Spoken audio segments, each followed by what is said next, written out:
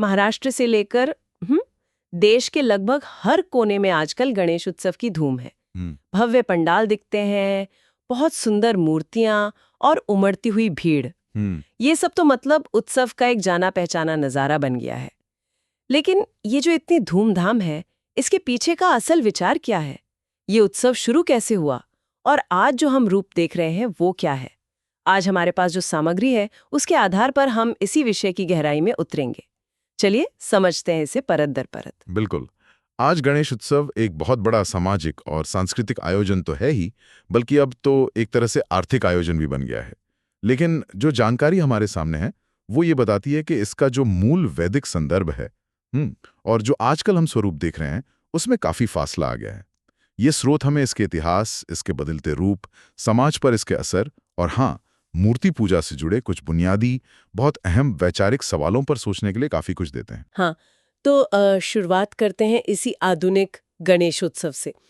जो जानकारी है उसके मुताबिक आजकल की ये जो सार्वजनिक गणेश पूजा का चलन है, इसका ज्यादा श्रेय लोकमान्य बाल गंगाधर तिलक जी को दिया जाता है। जी। उनका मकसद था लोगों को खासकर स्वतंत्रता संग्राम के उस दौर में एक राष्ट्रीय भावना से जोड़ना, एकजुट करना। हाँ, वो ऐतिहासिक संदर्भ बहुत महत्वपूर्ण है। तिलक जी ने इसे एक मंच की तरह देखा था, जहां लोग धर्म के बहाने इकट्ठा हों और साथ साथ राष्ट्र के मुद्दों पर भी सोचें, विचार करें। लेकिन जो दस्तावेज हम देख रहे हैं, उनका साफ कहना है कि वक्त के साथ इसका रूप बहुत बदल गया है।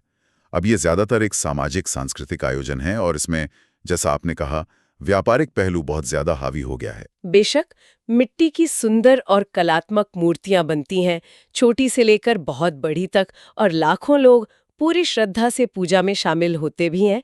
एक सामुदायिक जुड़ाव का भाव तो दिखता है। लेकिन इसी वर्तमान स्वरूप पर स्रोत कई गंभीर सवाल भी उठाते हैं, जैसे आपने कहा, ये व्यावसायिकता का पहलू। बिल्कुल। इन स्रोतों में इस बात पर काफी जोर दिया गया है कि कैसे बड़ी बड़ी कंपनियां अपने प्रोडक्ट्स को बेचने के लिए इस उत्सव का इस्तेमाल करती हैं। हाँ। राजनीतिक दल इसे अपनी ताकत दिखाने और भीड़ जुटाने का एक जरिया मानते हैं। और एक चिंताजनक बात यह भी है, जिसका जिक्र इन दस्तावेजों में साफ मिलता है, कि कुछ असामाजिक तत्व चंदे के नाम पर जबरदस्ती वसूली या उगाही भी करते हैं। अच्छा, जबरदस्ती भी? हाँ, ऐसा जिक्र है। मनोरंजन, नाच गाना, जोर शोर का संगीत, ये सब तो है, पर स्रोत सवाल ये करते हैं कि क्या इससे समाज में कोई वास्तविक, कोई सकारात्मक बदलाव आ रहा है? क्या राष्ट्रीय एकता या चरित्र निर्माण जैसा कोई गहरा उद्देश्य पूरा हो रहा है? हजारों लाखों लोग इकट्ठा तो होते हैं, पर यह भीड़ इकट्ठा होकर मतलब क्या कोई सार्थक काम कर रही है? ये सवाल सामग्री में बार बार उभरता है। और एक पहलू प्रतिस्पर्धा का भी है, जिसका जिक्र मिलता है इसमें। हाँ, ये एक बहुत अहम बिंदु है जिसे स्रोत उजागर करते हैं। एक होड़ सी लगी रहती है, किसका पंडाल ज्यादा भव्य है, किसकी मूर्ति सबसे ऊंची या सबसे कलात्मक है, किसके यहाँ चढ़ावा सबसे ज्यादा आया। और यहाँ एक दिलचस्प, थोड़ी चौंकाने वाली बात बताई गई है कि ज्यादा खर्च इसलिए भी किया जाता है ताकि ज्यादा चढ़ावा आए, जैसे कोई निवेश कर रहा हो। अच्छा, मतलब ये एक तरह का इन्वेस्टमेंट जैसा हो गया। हाँ, कुछ वैसा ही। फिर ये जो करोड़ों का चढ़ावा आता है, ये पैसा जाता कहाँ है? इसका हिसाब किताब क्या है? इस पर भी स्रोत गहरे सवाल उठाते हैं। यहाँ तक कि एक टिप्पणी ये भी मिलती है कि क्या आयकर विभाग इस तरफ ध्यान देता है? इस पैसे का उपयोग कैसे होता है, कहाँ होता है? ये पारदर्शिता अक्सर गायब रहती है। अच्छा, तो ये सामाजिक और व्यावसायिक पहलू तो हैं ही, लेकिन इन स्रोतों में पर्यावरण को लेकर भी काफी गंभीर चिंताएं जताई गई हैं। वो भी जरा बताएं। हाँ, और ये चिंताएं आज के समय में बहुत वाजिब भी लगती हैं। स्रोत साफ बताते हैं कि जब हजारों लाखों मूर्तियां नदियों, तालाबों या समुद्र में विसर्जित की जाती हैं, तो प्लास्टर ऑफ पेरिस या जो अघुलनशील मिट्टी होती है, उसके कारण पानी में गाद जमा होती है। इससे पानी का स्तर, उसका प्रवाह सब प्रभावित होता है। और इससे भी ज्यादा चिंताजनक है रासायनिक रंगों का इस्तेमाल। हाँ, वो रंग तो काफी तेज होते हैं। बिल्कुल, ये रंग पानी में घुलकर उसे जहरीला बना देते हैं। इसका सीधा असर पानी में रहने वाले जीवों पर पड़ता है। मछलियां मरती हैं और आखिरकार ये जहर घूम फिरकर इंसानी खाद्य श्रृंखला में भी वापस आ सकता है। इसी संदर्भ में एक बहुत ही तीखा व्यंग भी स्रोत में मिलता है, कचरे का भगवान। ये सुनकर थोड़ा अजीब लगता है। हाँ, ये शब्दावली थोड़ी कठोर है, लेकिन सोचने पर मजबूर करती है। मतलब ये है कि कचरे जैसी चीजों, जैसे मिट्टी, पुआल, रंग, इनसे भगवान की एक आकृति बनाई उसकी पूजा की और फिर उत्सव खत्म होने के बाद उसे कचरे की तरह ही विसर्जित कर दिया। स्रोत यहाँ दो बिल्कुल विरोधाभासी तस्वीरों का जिक्र करते हैं।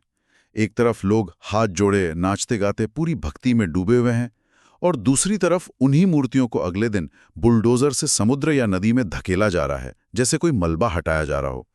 ये दृश्य अपने आप में बहुत कुछ कहता है।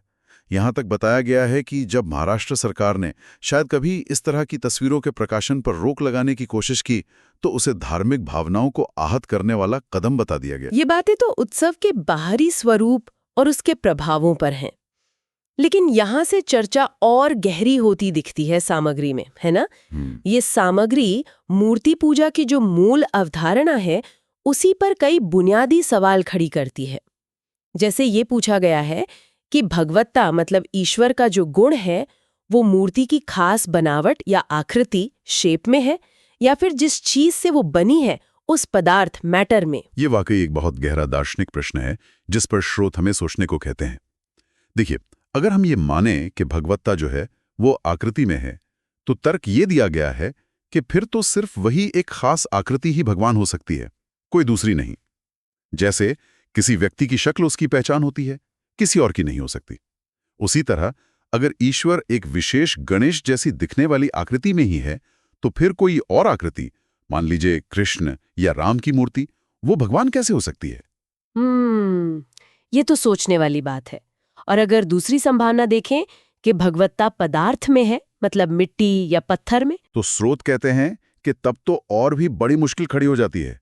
अगर ईश्वर मिट्टी में है या पत्थर में है या धातु में है, तो फिर दुनिया की हर मिट्टी, हर पत्थर, हर धातु, वो सब ईश्वर हो गए।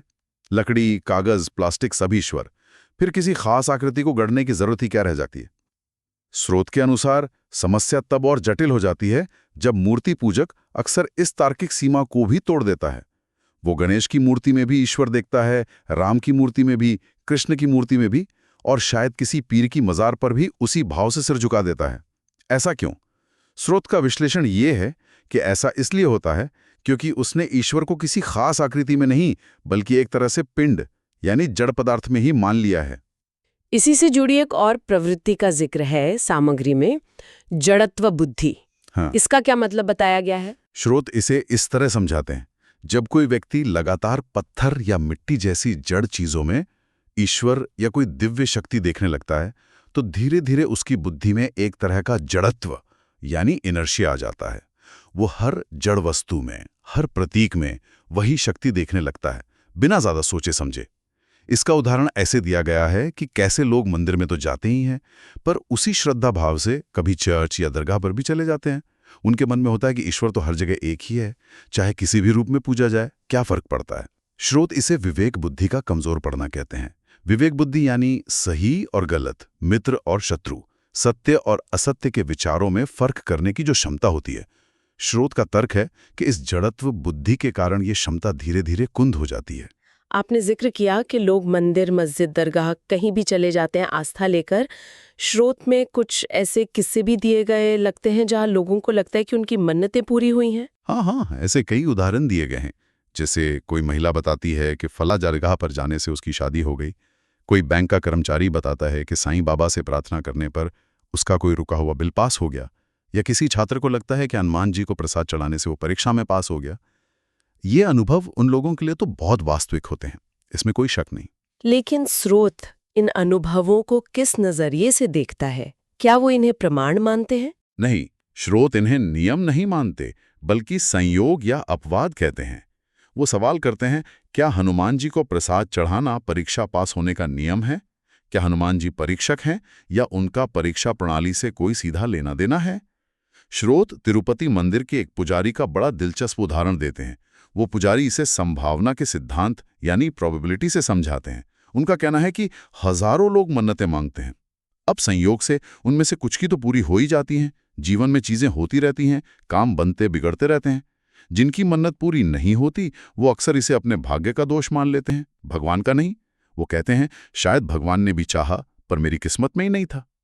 हाँ, ऐसा कहते सुना है लोगों को। बिल्कुल। लेकिन जिनकी मन्नत पूरी हो जाती है वो इसे चमत्कार मानते हैं और धन्यवाद देने के लिए शायद 10 और लोगों को अपने साथ लेकर आते हैं। इस तरह ये विश्वास और ये प्रथाएं पीढ़ी दर पीढ़ी चलती रहती हैं। स्रोत का विश्लेषण ये है कि इसके मूल में इंसान के अंदर की आशा है, जो उसके अधूरेपन, उसकी ज़रूरतों और कभी-कभी उसकी लाचारी की भावना से पैदा होती है। हर इंसान कहीं ना कहीं खुद को अधूरा या असहाय महसूस करता है, और जहां भी उसे उम्मीद की कोई किरण दिखती है, वो उधर चल पड़ता है, बिना ये गहराई से सोचे कि क्या वाकई वहां उसकी ज़रूरत पूरी हो सकती है या ये सिर्फ एक संयोग था। स्रोत में मूर्ति पूजा को एक तरह के व्यापार के तौर पे भी देखा गया है। ये थोड़ा चौंकाने वाला नजरिया है। हाँ, ये एक आलोचनात्मक दृष्टिकोण है जो स्रोत प्रस्तुत करता है और काफी बेबाकी से करता है। इसमें कहा गया है कि जिसने पहली बार मूर्ति बनाई वो शायद दुनिया का सबसे बड़ा बनिया यानी व्यापारी था। क्यों? क्योंकि इस व्यापार में उनके अनुसार न कोई खास पूंजी लगती है, मिट्टी पत्थर तो आसानी से मिल जाते हैं, ना दुकान पर बैठकर दिन भर निगरानी करनी पड़ती है, और आमदनी की संभावना पूरी है, चढ़ावा आता रहता है। भगवान रूपी मूर्ति सामने बैठी है, वो ना कोई वेतन मांगती है, ना अपने सामने रखे चढ़ावे में से कुछ लेती है, तो ऐसा व्यापार कौन नहीं करना चाहेगा? स्रोत का तर्क है कि शायद इसीलिए ये इतना फलता फूलता है। और एक बात ये भी कही गई है कि ये लोगों को व्यस्त रखने का एक तरीका भी हो सकता है, ताकि वो दूसरी चीजों पर ध्यान न दें। जी, स्रोत ये पहलू भी सामने रखता है। उसका कहना है कि जब लोग पूजा पाठ, कर्मकांड और इस तरह के उत्सवों में व्यस्त रहते हैं, तो उनका ध्यान समाज की वास्तविक समस्याओं पर या सरकारी अव्यवस्थाओं पर या अपने जीवन की बुनियादी मुश्किलों के असली कारणों पर नहीं जाता। कई परेशानियां शायद व्यवस्था की खामियों की वजह से होती हैं, लेकिन आम आदमी व्यवस्था से सवाल करने के बजाय भगवान के पास जाकर अपनी अर्जी लगाता है और रोता गिड़गिड़ाता है। स्रोत ये भी कहता है कि भगवान इसलिए सुलभ है क्योंकि वो जड़ मूर्ति रूप में है। अगर वो चेतन होता तो शायद उससे मिलना या अपनी बात कहना इतना आसान नहीं होता। तो ये तो हुई आधुनिक स्वरूप की बात, उसकी आलोचनाएं और मूर्ति पूजा पर उठे दार्शनिक प्रश्न। लेकिन अगर ये सब बाद के विकास हैं या विकृतियां हैं, तो फिर गणपति का मूल वैदिक स्वरूप क्या है? क्या वेद में गणेश जी का इसी रूप में जिक्र है? यहाँ स्रोत हमें वेद की ओर ले जाते हैं और ऋग्वेद के एक प्रसिद्ध मंत्र का उल्लेख करते हैं। ओम गणनाम त्वा गणपतिम हवामहे कविम कवीनाम उपमश्रवस्तमं ज्येष्ठराजं ब्रह्मणां ब्रह्मणस्पते आनः शृण्वन्नोतिभिः सीद साधनम। और साथ ही वो स्वामी दयानंद सरस्वती जी की व्याख्या का संदर्भ देते हैं इस मंत्र को समझने के लिए। तो इस मंत्र का और इसमें आए गणपति शब्द का क्या अर्थ बताया गया है स्वामी दयानंद के अनुसार? स्वामी दयानंद की व्याख्या के आधार पर स्रोत ये स्पष्ट करते हैं कि वेद में गणपति शब्द किसी मूर्ति या किसी व्यक्ति विशेष का नाम नहीं है, बल्कि ये एक यौगिक शब्द है। यौगिक मतलब जो योग या मेल से बना हो और अपने घटकों का अर्थ दे। गण का अर्थ है समूह, जैसे हम कहते हैं गणतंत्र यानी जनता का समूह, या स्कूल में बच्चों की गणवेश यानी यूनिफॉर्म जो समूह की पहचान है। और पति का अर्थ है स्वामी या पालक या नेता। तो गणपति का सीधा सा अर्थ हुआ समूह का स्वामी या नेता, लीडर ऑफ ग्रुप्स। अच्छा, समूहों का स्वामी। हाँ, और इसी मंत्र में आगे प्रियाणाम ता प्रियपतिम हवामहे भी आता है, यानी प्रियों का स्वामी या पालक। और निधि नाम त्वा निधिपतिम हवामहे, यानी निधियों, संपत्तियों या खजानों का स्वामी। स्रोत इस बात पर जोर देते हैं कि ये तीनों गणपति, प्रियपति, निधिपति ये अलग अलग देवता नहीं हैं, बल्कि ये एक ही सत्ता के तीन गुणवाचक नाम हैं। उसके तीन अलग अलग कार्यों या पहलुओं को दर्शाते हैं। तो ये सत्ता कौन है जिसके ये तीनों गुण हैं, गणपति, प्रियपति और निधिपति? स्रोत के अनुसार ये तीनों गुणवाचक नाम हैं।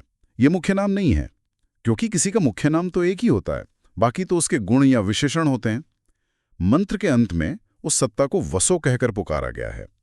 स्वामी दयानंद इसका अर्थ करते हैं सबको बसाने वाला, यानी वो शक्ति जो उस पूरे ब्रह्मांड को, इसमें रहने वाले सभी जीवों को बसाती है, धारण करती है। उसके ये तीन विशेषण हैं। वो सभी समूहों का स्वामी गणपति है, वो सभी प्रियों का परम प्रिय प्रियपति है, और वो सभी निधियों और संपदाओं का स्वामी निधिपति है। तो फिर ये सत्ता कौन हुई? इस पूरे विश्लेषण के आधार पर स्वामी दयानंद का निष्कर्ष, जैसा कि स्रोत में प्रस्तुत किया गया है, वो ये है कि यह सत्ता स्वयं परमेश्वर है। वो निराकार तत्व जो इस संसार को उत्पन्न करता है। मंत्र में गर्भधम शब्द भी आता है, जिसका एक अर्थ गर्भ को धारण कराने वाला भी किया गया है। जो सभी जीवों और समूहों का स्वामी है, जो सबसे परमप्रिय है और जो सर्वसंपन्न है, जिसके पास सारी निधियां हैं। तो वैदिक संदेश उस एक निराकार, सर्वव्यापक, सर्वज्ञ, सर्वशक्तिमान, परमेश्वर को जानने, अहम अजानी, मैं उसे जानूं और उसे प्राप्त करने का है, ना कि किसी हाथ से बनाई गई साकार मूर्ति की पूजा का। स्रोत बहुत स्पष्ट रूप से ये कहते हैं कि ये मिट्टी या पत्थर की मूर्ति वो वैदिक गणपति या वो परमेश्वर नहीं हो सकती। पास देखते हैं और वेदों में गणपति की जो अवधारणा मिलती है, जैसा कि हमारे सामने रखी गई सामग्री बताती है, उसमें एक बहुत बड़ा अंतर है। यह सामग्री हमें आधुनिक उत्सव के सामाजिक, आर्थिक, पर्यावरणीय पहलुओं पर सोचने को तो कहती ही है, साथ ही मूर्ति पूजा की प्रथा से जुड़े गहरे दार्शनिक और तार्किक सवालों से भी रूबरू कराती है। तो इन सब बातों का निचोड़ क्या निकलता है हमारे लिए, श्रोताओं के लिए? सोचने वाली बात क्या है इसमें? हाँ, स्रोत अंत में एक बहुत महत्वपूर्ण विचार हमारे सामने छोड़ते हैं।